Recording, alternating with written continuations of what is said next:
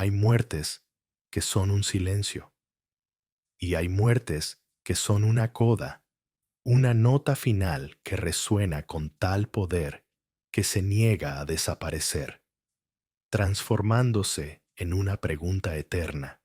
En una fría y húmeda habitación de Viena, en los primeros y oscuros minutos del 5 de diciembre de 1791, el aliento final de un hombre de 35 años no solo marcó el cese de una vida, sino que dio a luz a uno de los misterios más perdurables de la historia del arte.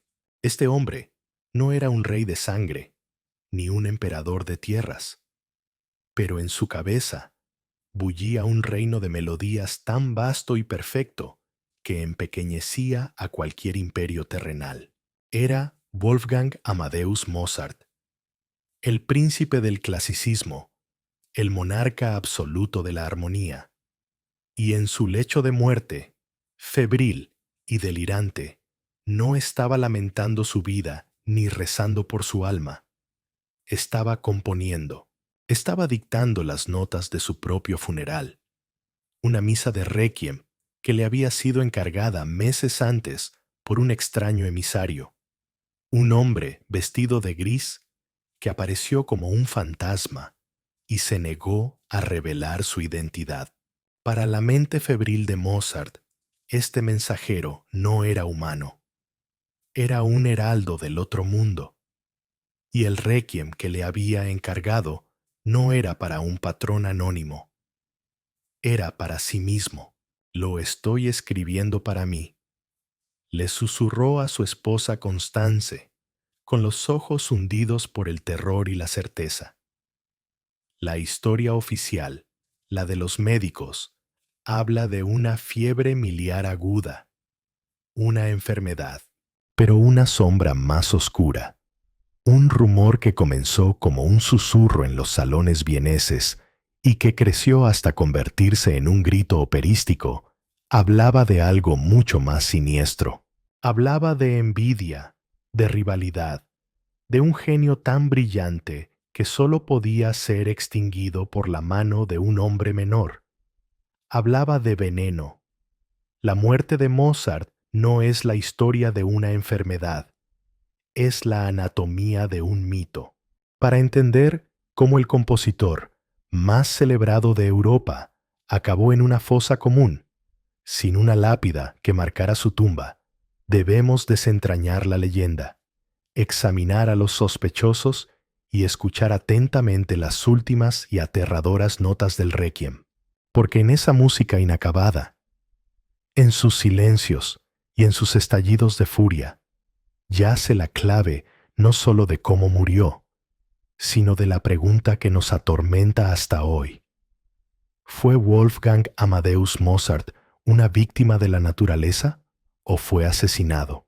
Para comprender la tragedia de su final, primero debemos entender el milagro de su principio. Johannes Chrysostomos, Wolfgangus Theophilus Mozart, nació en Salzburgo el 27 de enero de 1756, en un mundo regido por una estricta jerarquía. La Europa de mediados del siglo XVIII era un tapiz de cortes reales y principados eclesiásticos, y un músico, sin importar su talento, era poco más que un sirviente con librea, un artesano al servicio de un patrón. Pero el niño que nació en el tercer piso del número 9 de la Getreidegasse no era un artesano corriente. Era una anomalía de la naturaleza, un prodigio cuya existencia parecía desafiar las leyes de la creación. Su padre, Leopold Mozart, era un músico respetado, un compositor competente y violinista en la corte del príncipe arzobispo de Salzburgo. Era un hombre inteligente, ambicioso y profundamente piadoso, que vio en el talento de su hijo no solo una oportunidad, sino una manifestación divina. Reconoció el milagro y se convirtió en su sumo sacerdote. Antes de los 5 años, el pequeño Wolfgang ya componía sus propias piezas. A los 6, era un virtuoso del clavecín y el violín. Leopold, dándose cuenta de que tenía en sus manos un tesoro sin parangón, abandonó en gran medida su propia carrera para convertirse en el empresario, maestro y guardián de su hijo. Así comenzó una de las giras más extraordinarias de la historia. Durante casi una década, la familia Mozart recorrió Europa. El pequeño Wolfgang Earl y su igualmente talentosa hermana Nanna Earl fueron exhibidos en las cortes más importantes del continente, desde Viena y Múnich hasta París, Londres y La Haya. Era un espectáculo. El niño prodigio tocaba con los ojos vendados, improvisaba sobre temas que le daban al instante, identificaba cualquier nota tocada en cualquier instrumento. Dejó perplejos a los músicos y encandiló a la realeza. Fue examinado por la Royal Society de Londres como un espécimen científico.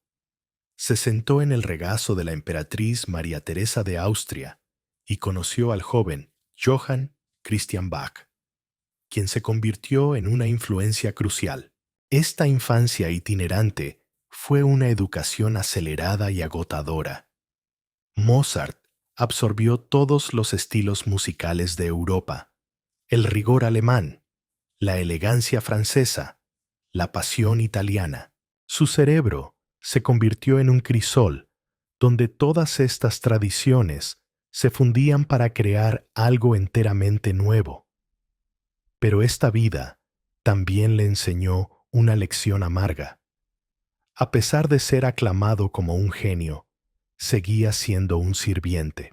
Dependía del capricho de los príncipes, de la generosidad de los aristócratas, y desarrolló un profundo resentimiento hacia esta servidumbre. Al regresar a Salzburgo como un joven adulto, la jaula dorada de su ciudad natal se le hizo insoportable. El nuevo príncipe arzobispo, Hieronymus von Colloredo, era un hombre de la Ilustración, un reformista, pero también un empleador austero y pragmático. Veía a Mozart no como un milagro europeo, sino como un músico de su corte, talentoso pero insubordinado, que debía cumplir con sus deberes. La relación entre ambos se agrió rápidamente. Mozart se sentía infravalorado, confinado, un león enjaulado.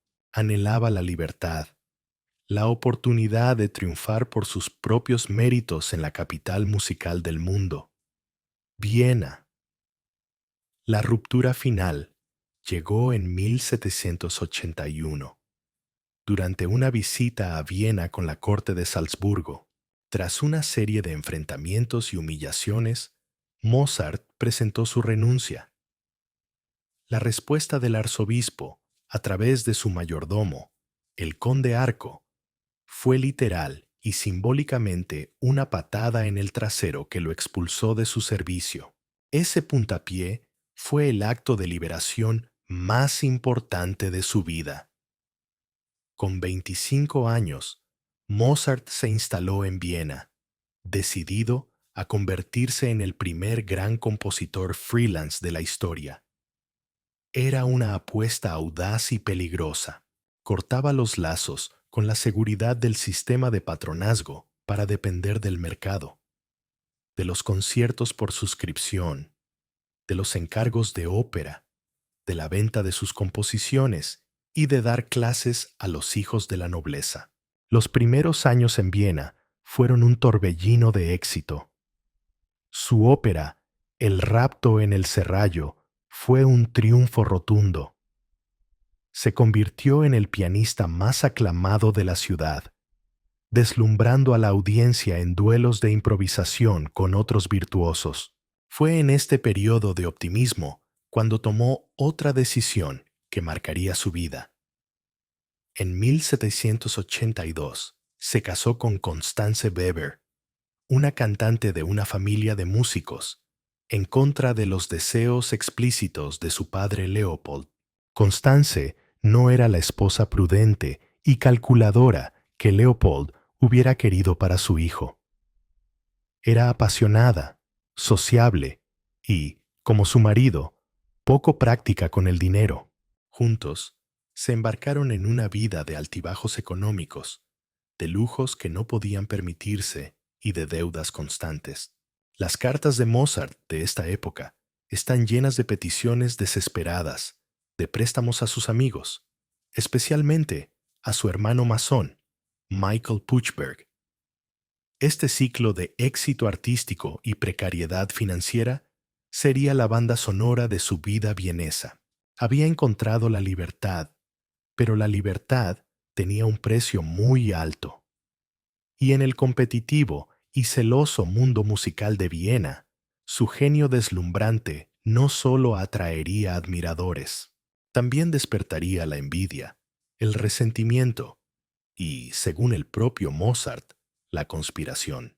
Se estaba gestando una tormenta, y en el ojo de esa tormenta se encontraba el hombre más poderoso de la escena musical vienesa, un compositor cuyo nombre quedaría para siempre, y quizás injustamente, encadenado al de Mozart, Antonio Salieri.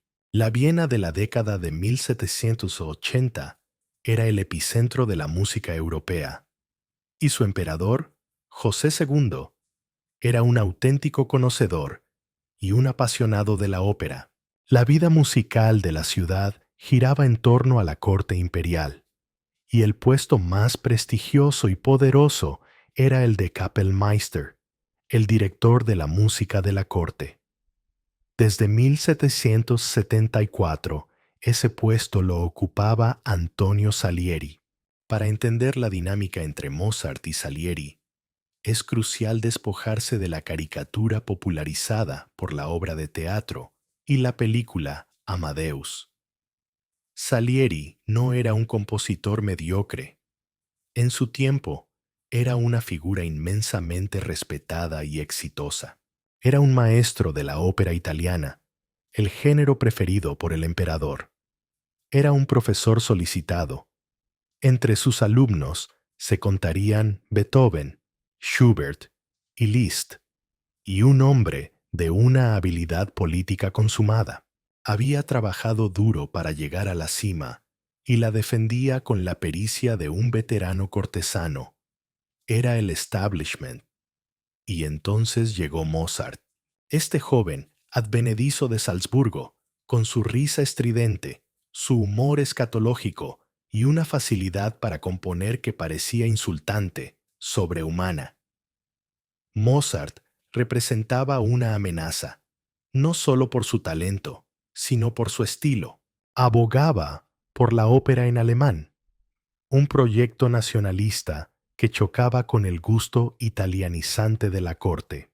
Sus obras, como Las bodas de Fígaro y Don Giovanni, eran musicalmente mucho más complejas y psicológicamente más profundas que las de sus contemporáneos.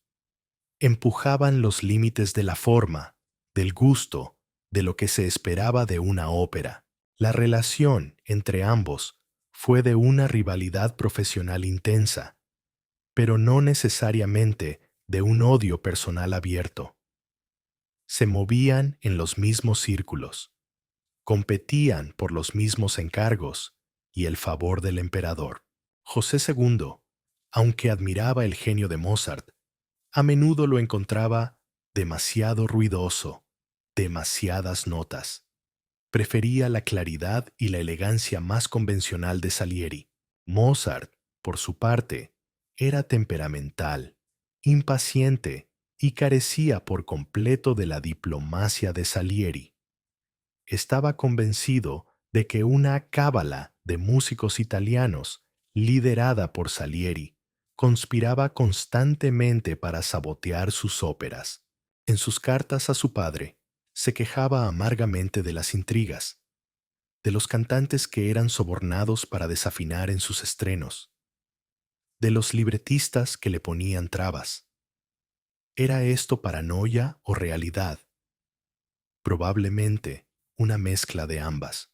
La política de la ópera vienesa era un nido de víboras, y Mozart, con su carácter franco y su genio evidente, era un blanco fácil. Un evento clave que ilustra esta tensión fue el encargo de la ópera El empresario teatral en 1786. El emperador organizó una competición en el Palacio de Schönbrunn. Salieri presentaría una ópera corta en italiano, Prima la musica e poi le parole, y Mozart una en alemán, Der Schauspieldirektor. Fue un enfrentamiento directo. Aunque ambas obras fueron bien recibidas, el favor imperial siguió inclinándose hacia el estilo italiano de Salieri. El verdadero campo de batalla fue Las bodas de Fígaro, la obra basada en una obra de teatro de Beaumarchais que había sido prohibida por su contenido revolucionario. Era una crítica audaz a la aristocracia. Musicalmente, es una de las cumbres de la historia de la ópera, pero su estreno en Viena tuvo un éxito moderado. Mozart estaba convencido de que Salieri y sus aliados habían conspirado para asegurar su fracaso. Sin embargo, cuando la ópera se estrenó en Praga poco después, fue un éxito arrollador. La ciudad se rindió a sus pies. Le encargaron una nueva ópera, que sería Don Giovanni.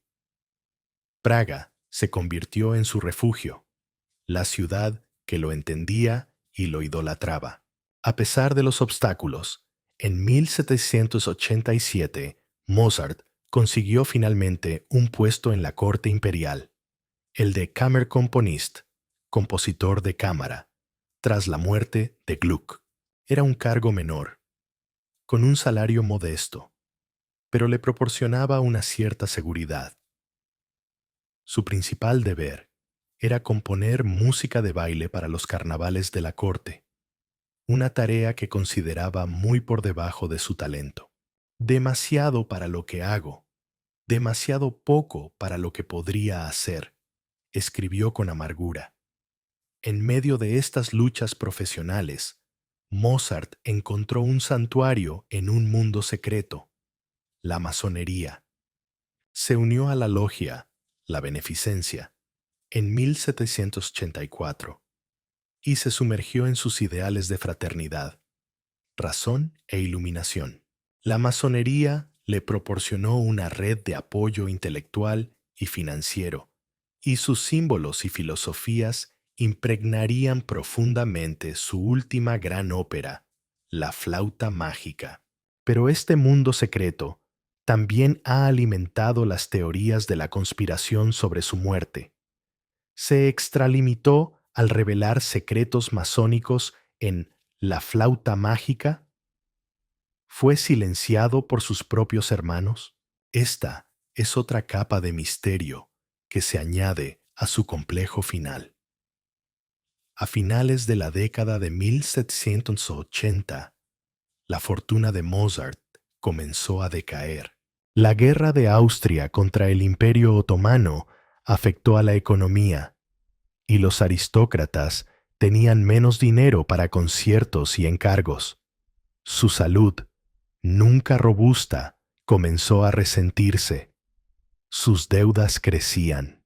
La muerte de su padre, en 1787, lo sumió en una profunda reflexión sobre la mortalidad. El niño prodigio se había convertido en un hombre acosado por las preocupaciones, un genio luchando por mantenerse a flote en un mar de indiferencia.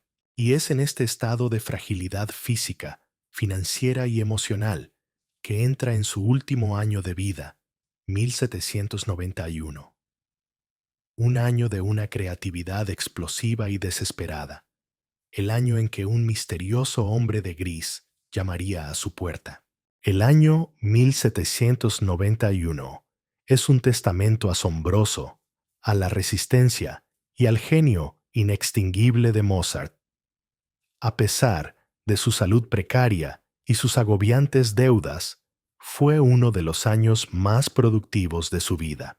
Fue como si, sintiendo que su tiempo se agotaba, una fuerza sobrehumana lo impulsara a vaciar toda la música que aún llevaba dentro. Compuso dos de sus últimas obras, maestras de la ópera, el concierto para clarinete, uno de los más bellos jamás escritos, y comenzó a trabajar en la que se convertiría en su testamento musical. El catalizador de esta última y febril etapa creativa llegó en un día de verano. La historia, envuelta en el romanticismo de la leyenda, pero basada en los testimonios de Constance, es sobrecogedora. Un hombre alto, delgado y solemne, vestido completamente de gris, se presentó en el apartamento de Mozart. No se identificó. Habló en nombre de un patrón anónimo que deseaba encargar una misa de requiem para conmemorar el aniversario de la muerte de su esposa. Ofreció una suma generosa, la mitad por adelantado y la otra mitad al completar la obra. Mozart, siempre necesitado de dinero, aceptó el encargo, pero el encuentro lo dejó profundamente perturbado. La figura del mensajero gris, su anonimato, la naturaleza sombría del encargo, todo ello comenzó a trabajar en su imaginación, ya propensa a la melancolía. ¿Quién era este patrón que se ocultaba en las sombras? La realidad era prosaica, aunque Mozart nunca lo supo. El mensajero era el mayordomo de un conde excéntrico, Franz von Walsegg, un músico aficionado que tenía la costumbre de encargar obras a grandes compositores para luego hacerlas pasar como suyas en conciertos privados. Quería el requiem para su difunta esposa, pero en la mente de Mozart, el hombre de gris se convirtió en una aparición, un emisario del más allá. La idea de que estaba componiendo la música para su propio funeral se apoderó de él, convirtiéndose en una obsesión que lo consumiría. En medio de este trabajo, recibió otro encargo urgente. Debía componer una ópera seria, La Clemenza di Tito, para la coronación de Leopoldo II como rey de Bohemia en Praga. Trabajó en ella a una velocidad vertiginosa, componiendo gran parte en el carruaje de camino a Praga. La ópera se estrenó en septiembre y fue recibida con frialdad. La emperatriz María Luisa la calificó de porcheria tedesca, una porquería alemana. El fracaso lo hirió profundamente. Durante este viaje, su salud se deterioró visiblemente. Se sentía débil, pálido, y se quejaba de un sabor metálico en la boca. A sus amigos les confesó su creciente convicción. Estoy seguro de que he sido envenenado. Alguien me ha dado aqua tofana y ha calculado el momento exacto de mi muerte, para el cual han encargado este requiem. Aqua tofana era un veneno incoloro e insípido a base de arsénico, famoso en la Italia del siglo XVII, cuyo nombre evocaba la muerte sigilosa e indetectable. Su miedo era específico y palpable. Regresó a Viena para supervisar el estreno de su otra gran ópera, La Flauta Mágica. A diferencia de Tito, esta obra, un Singspiel en alemán lleno de simbolismo masónico, comedia popular y algunas de las melodías más sublimes que jamás compuso, fue un éxito popular inmediato. Durante un tiempo, su espíritu pareció reanimarse. Acudía al teatro casi todas las noches, cronometrando las reacciones del público, disfrutando del triunfo. Pero la alegría fue efímera. La enfermedad progresaba inexorablemente. La hinchazón que había comenzado en sus manos y pies se extendió por todo su cuerpo, haciéndole casi imposible moverse. Estaba postrado en cama, pero su mente seguía trabajando febrilmente en el Requiem. Se convirtió en su única ocupación, su carrera contra la muerte. Sus alumnos y amigos lo visitaban, encontrándolo cada vez más débil, pero obsesionado con la partitura. Le dictaba las notas a su joven alumno, Franz Xaver Süssmayr, que se sentaba junto a su lecho. Las secciones que componía reflejaban su estado de ánimo. El terror apocalíptico del Dies Irae, día de la ira. El llanto desesperado del Lacrimosa, lleno de lágrimas. Era como si estuviera transcribiendo directamente los sonidos de su propia agonía. Según el testimonio posterior de Constance, en un momento de lucidez, le arrebató la partitura, diciéndole que trabajar en ella lo estaba matando. Pero él insistió, era su deber terminarla. La paranoia del envenenamiento no lo abandonó. En noviembre le dijo a su esposa, «La muerte está cerca, estoy seguro. Alguien me ha envenenado. No puedo librarme de esta idea».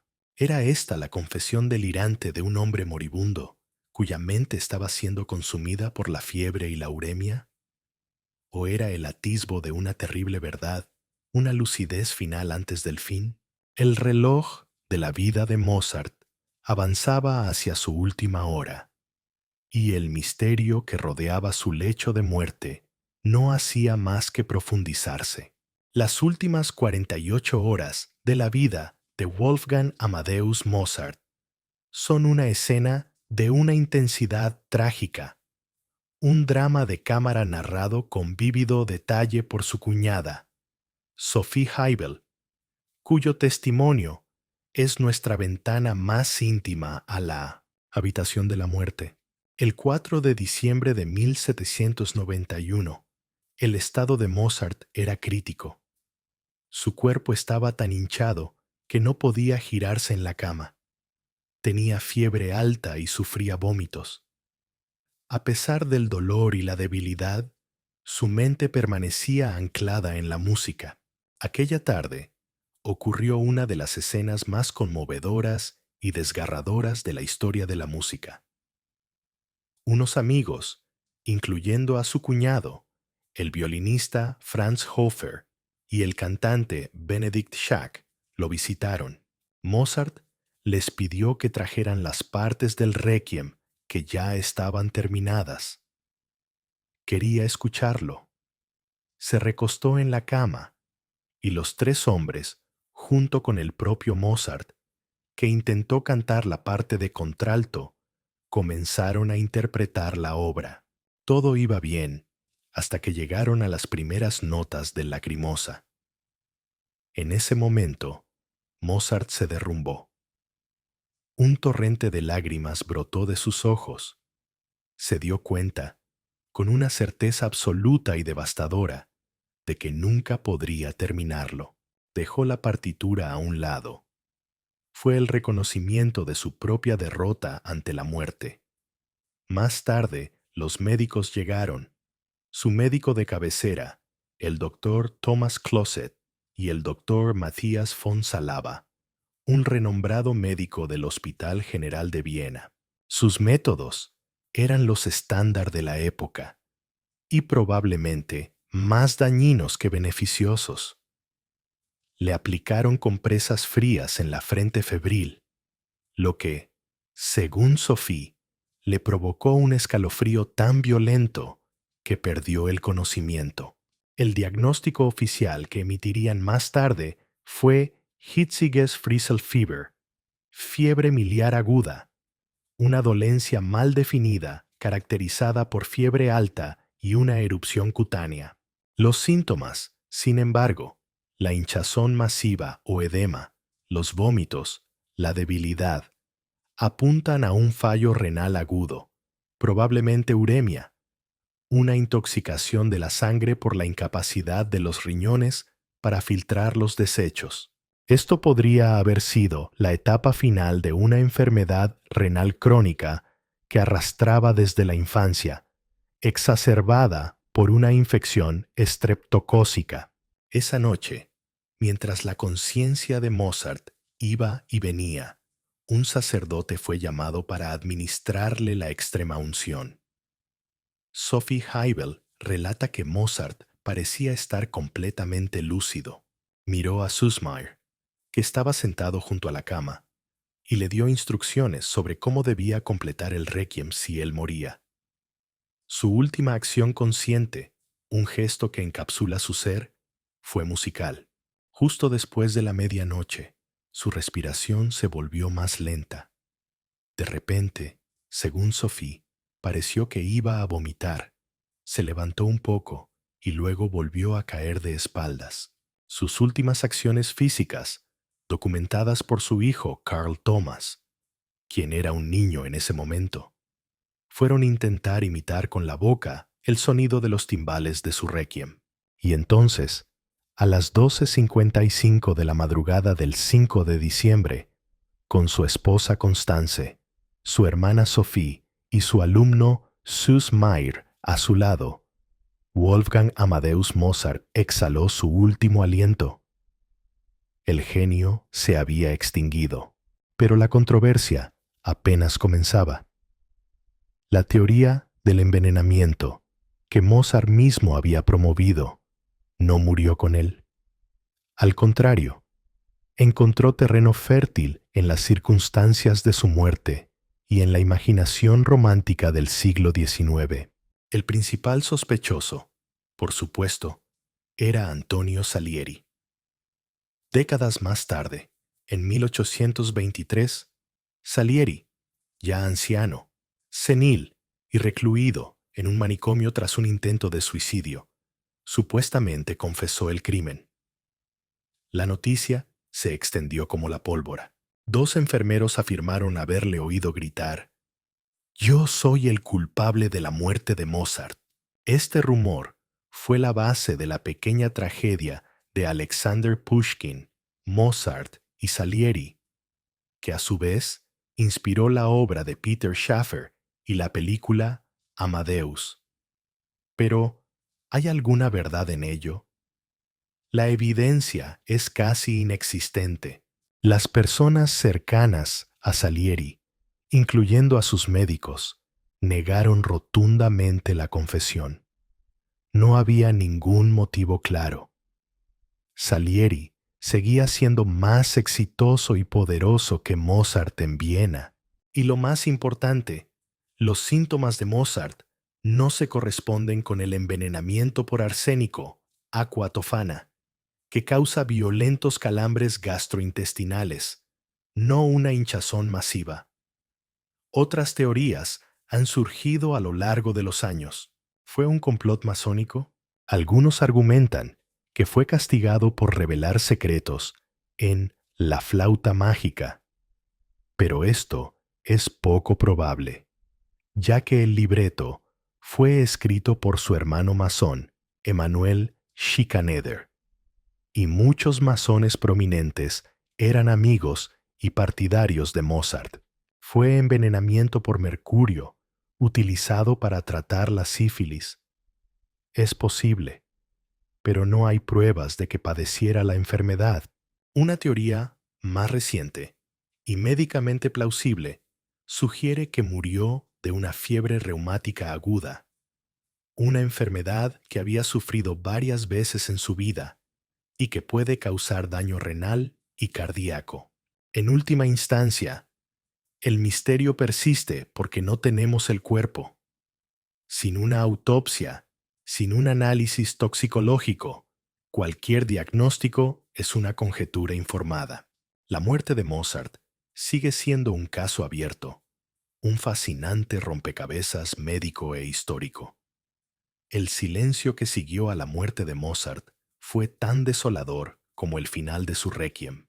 La noticia de su fallecimiento se extendió por Viena, pero la reacción no fue la de una ciudad que llora a su mayor genio. Fue silenciada, casi indiferente. Constance, abrumada por el dolor y las deudas, quedó en una situación desesperada. El barón Gottfried van Swieten, un mecenas de Mozart y un hombre influyente, tomó las riendas de la organización del funeral. Y aquí es donde nace otra de las grandes leyendas trágicas: el entierro de un pobre. La realidad es más matizada, pero no menos triste. Van Swieten organizó un funeral de tercera clase, el más barato disponible, que costó 8 florines y 56 kreutzers. Esto no significaba que Mozart fuera un indigente. Era una opción común para la burguesía que no pertenecía a la aristocracia. Se celebró un breve servicio fúnebre en una capilla lateral de la Catedral de San Esteban, al que asistieron unos pocos amigos, incluyendo a Salieri, Van Swieten y Süssmayr. Pero lo que vino después es lo que resulta verdaderamente desolador. Según la costumbre vienesa de la época, y debido a una supuesta tormenta de nieve y lluvia, un detalle probablemente añadido más tarde por el romanticismo, ninguno de los dolientes acompañó al féretro desde la ciudad hasta el cementerio de St. Marx, en las afueras. El cuerpo de Mozart hizo su último viaje solo, en un coche fúnebre tirado por caballos. Y aquí yace la tragedia final. En el cementerio de St. Marx, no fue enterrado en una tumba individual. Su cuerpo fue depositado en una fosa común, un Schachtgrab, junto con los de otras 4 o 5 personas. No era un castigo ni una humillación. Era el procedimiento estándar para los entierros de tercera clase, una medida sanitaria y de ahorro de espacio. No se colocó ninguna cruz, ninguna lápida. Cuando Constance, semanas después, fue al cementerio para intentar encontrar la tumba, nadie pudo decirle con exactitud dónde había sido enterrado su marido. El lugar exacto de los restos de Wolfgang Amadeus Mozart se perdió para siempre. El cuerpo que había albergado uno de los dones musicales más grandes de la historia de la humanidad yace en algún lugar anónimo bajo la tierra de un cementerio vienés. Mientras el cuerpo de Mozart desaparecía en el anonimato, su música inacabada se convirtió en un problema urgente. Constance necesitaba desesperadamente el resto del pago del misterioso patrón del Requiem. Para ello, la obra tenía que ser completada. Primero, se la ofreció a Joseph Abler, un compositor respetado, pero éste, tras completar parte de la orquestación, se sintió abrumado por la tarea y la devolvió. Finalmente, la responsabilidad recayó en el joven Franz Ishaber Süssmayr, el alumno que había estado al lado de Mozart en sus últimos días. Süssmayr no solo completó la orquestación de las partes que Mozart había esbozado, sino que compuso de cero las secciones finales, el Sanctus, el Benedictus y el Agnus Dei, basándose, según él, en las instrucciones verbales de Mozart y en algunos trozos de papel con notas que se habían perdido. El Requiem fue entregado al emisario del conde Walsegg y Constance recibió el pago final. La obra se estrenó como si fuera enteramente de Mozart, y durante mucho tiempo así se creyó. El hecho de que una parte significativa fuera obra de un alumno menor solo añade otra capa de misterio y controversia a la pieza.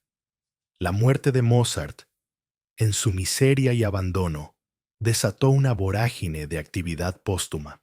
Constance, demostrando una habilidad para los negocios que no había tenido en vida de su marido,